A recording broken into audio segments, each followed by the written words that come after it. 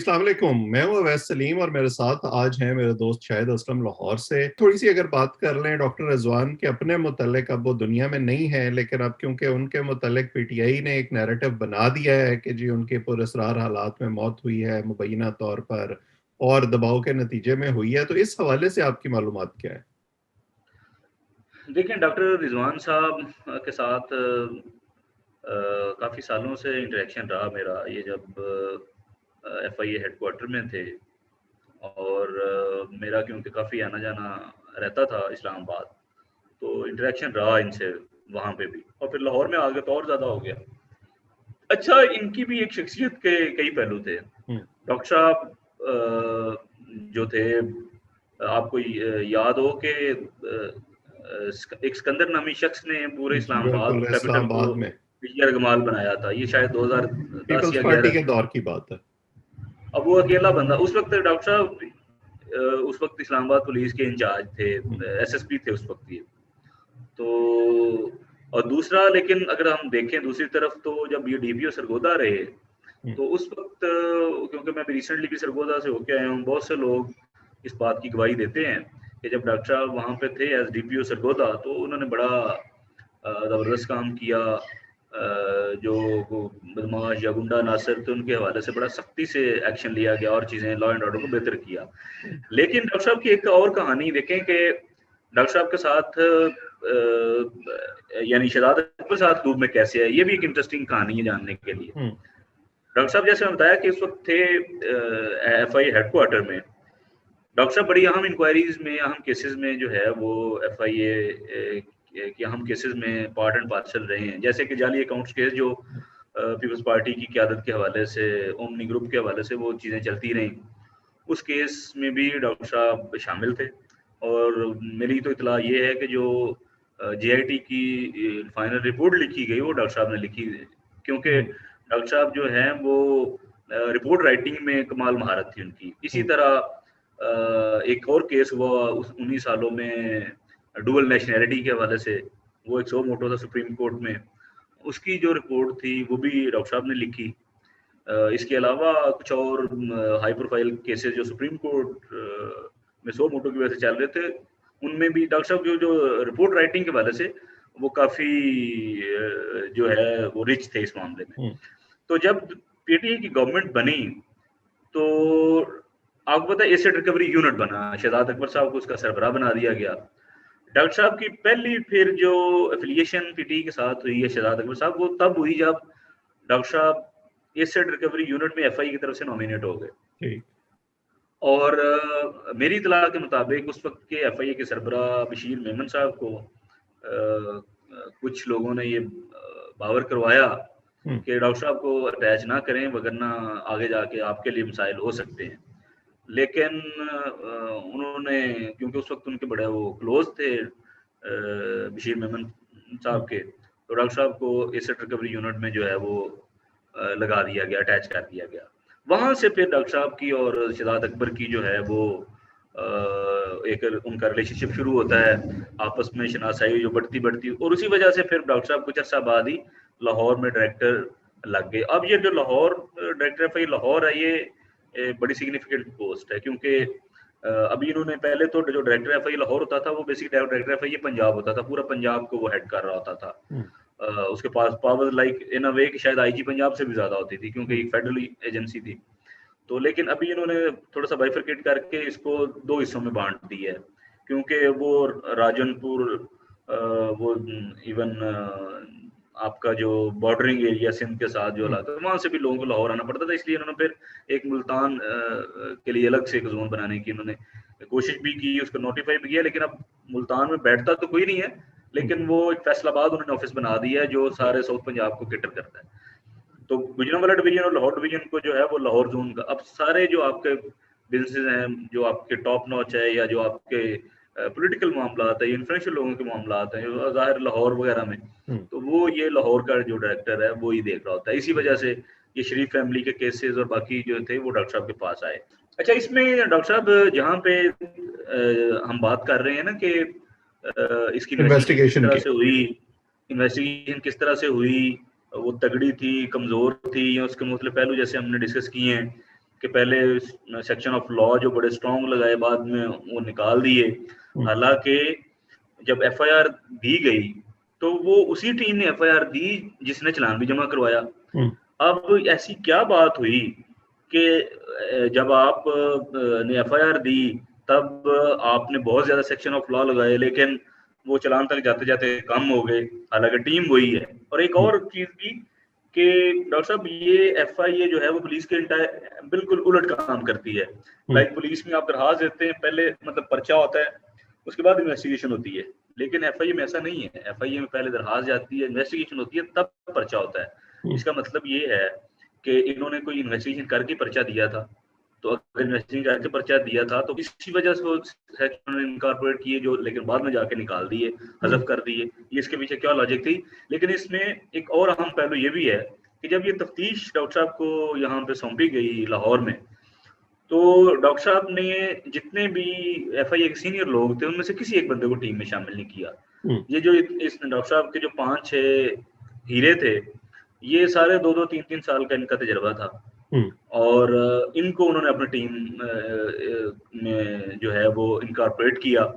और मैं समझता हूँ शायद जो अगर इस केस में कुछ कमजोरियां या कुछ वीक पहलू रह गए हैं जिन पे शायद काम और बेहतर तरीके से हो सकता, तो उसमें सबसे बड़ी वजह मेरे नज़दीक ये भी है कि एक बिल्कुल जो है वो ऐसी टीम डॉक्टर साहब ने बनाई हुई थी जिनके पास तजर्बा, एक्सपोजर वो बहुत ज़्यादा कम था।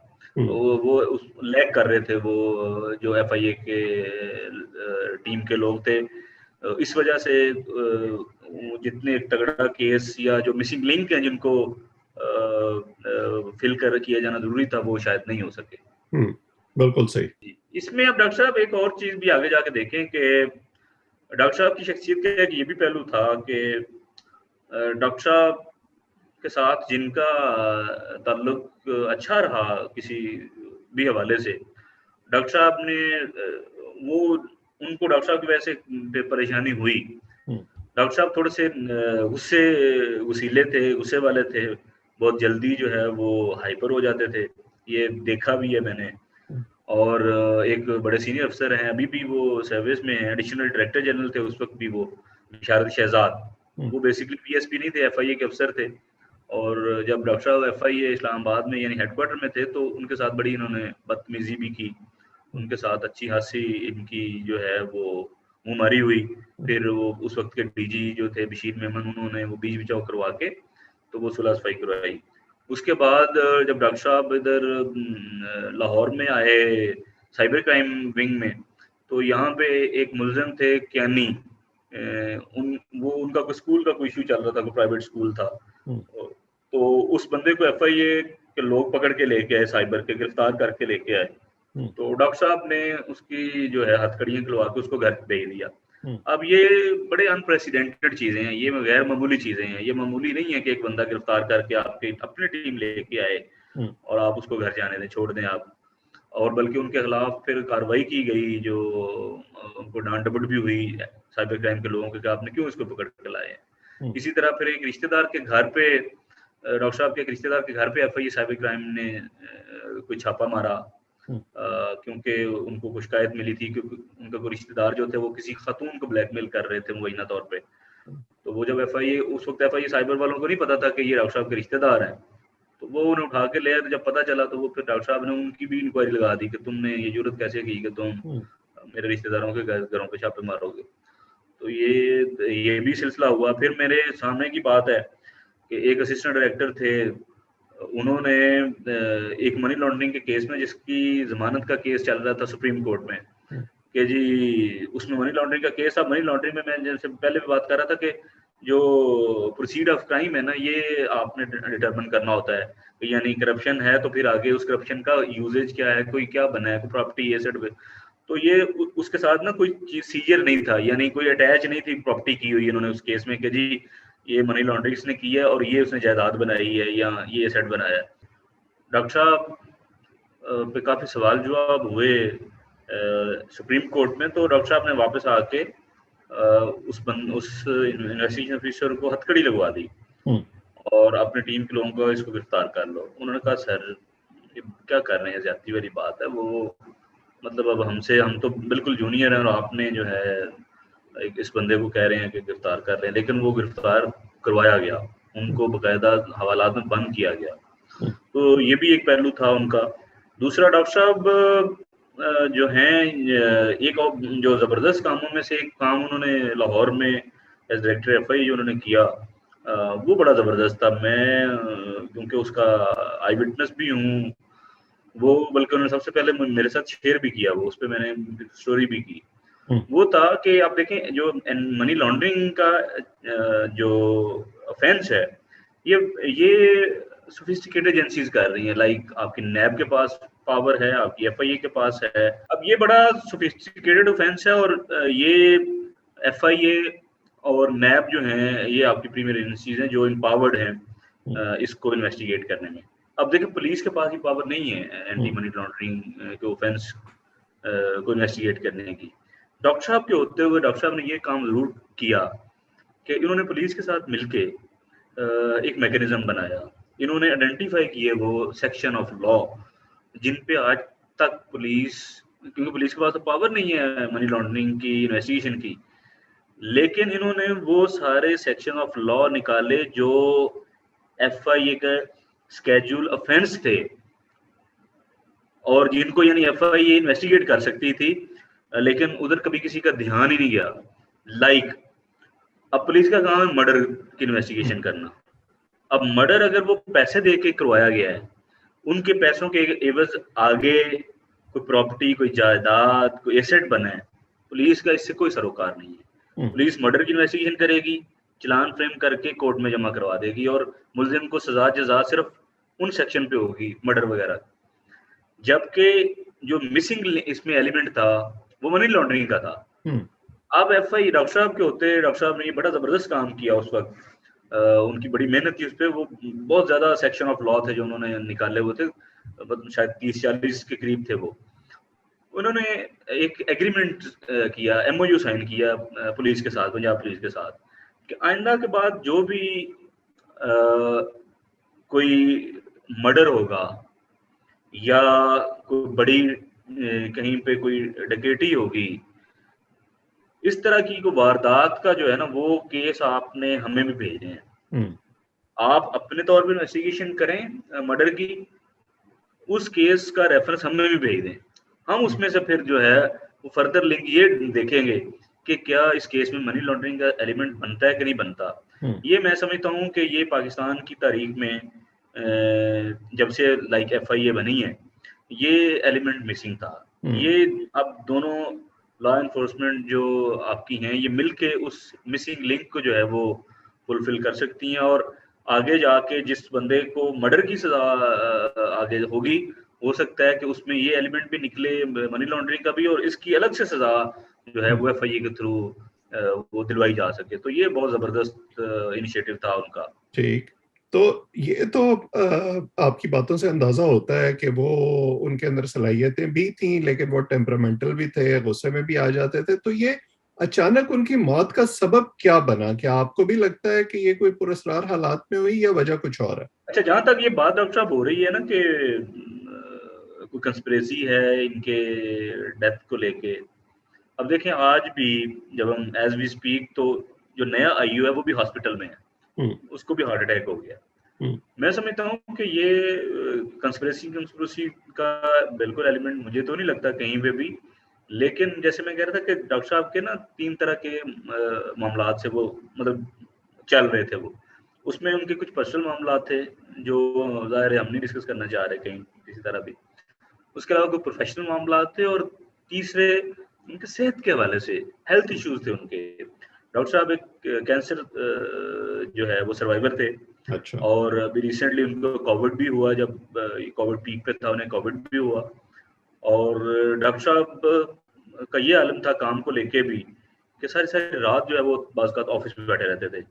एक तो कोविड की वजह से वैसे मतलब दफातर वगैरह बंद थे कॉमन पब्लिक के लिए, तो इस केस को लेके यानी इतना ज्यादा वो आप कह लें स्ट्रेस था या वर्कलोड था, आई डोंट नो क्या उसको हम कहें, लेकिन ये सारी टीम को लेके सारी सारी रात बैठे रहते थे दफ्तर, कई कई दिन है रात है वहीं बैठे हैं ना काम हो रहा है।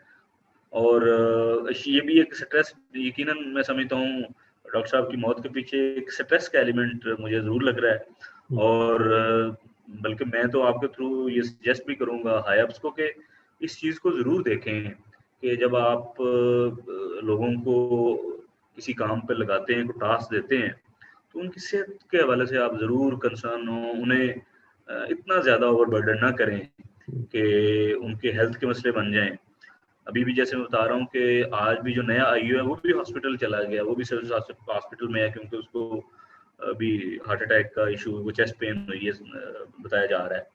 तो क्योंकि वर्कलोड इतना ज़्यादा है और फिर आपके जब सामने आप आपके जो पॉलिटिकल एलीट हो उनके केसेस हों और जो पुश कर रहा हो वो प्राइम मिनिस्टर या उसकी कैबिनेट हो, तो मेरा ख्याल है कि बीइंग ह्यूमन आप प्रेशर वगैरह ये वाली चीज़ें वो यकीनन बंदा फील करता है और स्ट्रेस की वजह से ही शायद उनकी जो है वो एक वजह ज़रूर बनी है उनकी सडन डेथ में, व्हिच वाज़ बिल्कुल रियली सही कह रहे हैं अनफॉर्चुनेट। आप और अफसोसनाक है बहरहाल, लेकिन आज की गुफ्तगू में बड़ा अच्छा हुआ कि आपने इस मुकदमे के हवाले से भी जो एक वो सोशल मीडिया गॉसिप है उसको आपने क्लियर किया कि एक्चुअल सिचुएशन है क्या, और डॉक्टर रिजवान की अफसोसनाक मौत के हवाले से भी आपके पास जो मालूमात हैं वो आपने शेयर की।